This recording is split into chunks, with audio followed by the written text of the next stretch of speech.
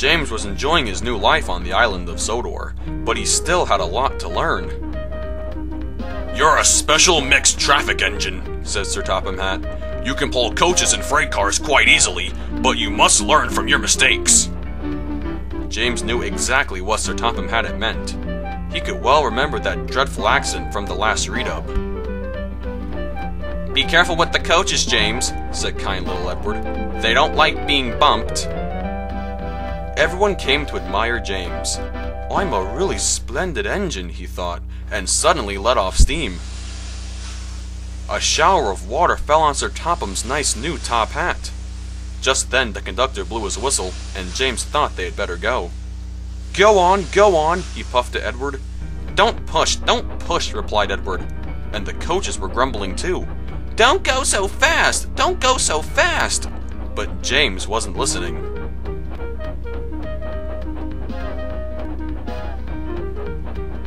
When at last they stopped at the next station, 2 coaches were beyond the platform.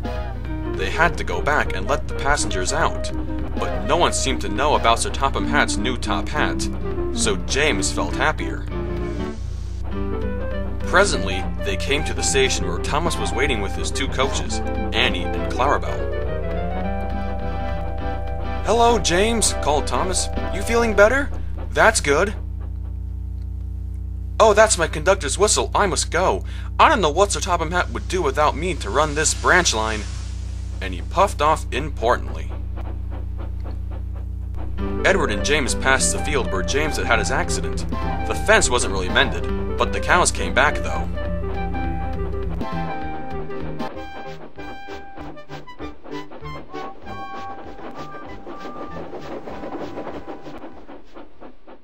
They ended their journey and rested before setting off for home. But James was still worried about what Sir Topham Hatt would say about his new hat.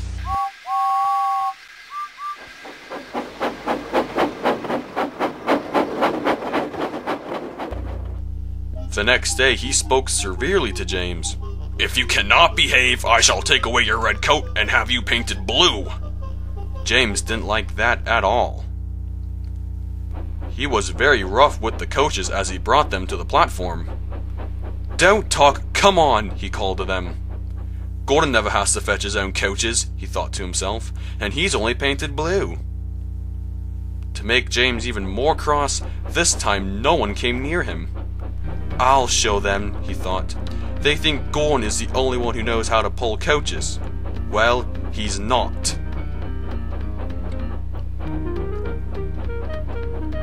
Hurry, said James.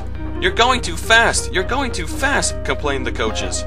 James just laughed and tried to go faster, but the coaches wouldn't let him. "We are going to stop," they said. "We are going to stop." And sure enough, they did. "What's the matter?" James asked his driver. "The brakes are hard on, leaking the pipe most likely. You banged the coaches enough to make a leak in anything." "How shall we mend it?" said the conductor. "We'll do it with a newspaper and a leather bootlace," replied the driver. "Well, where's the bootlace coming from?" asked the conductor. "Ask the passengers," said the driver.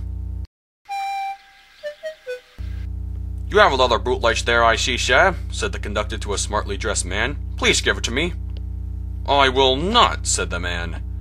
"Well," said the conductor, "I'm afraid the train will just stop where it is, then." The passengers all said what a bad railway it was, and then they told the man how bad he was instead. Everyone was very cross. At last he handed his laces over.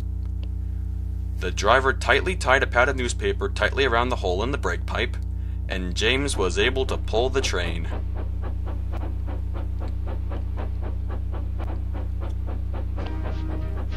But he was a sadder and wiser James, and took care never to bump coaches again.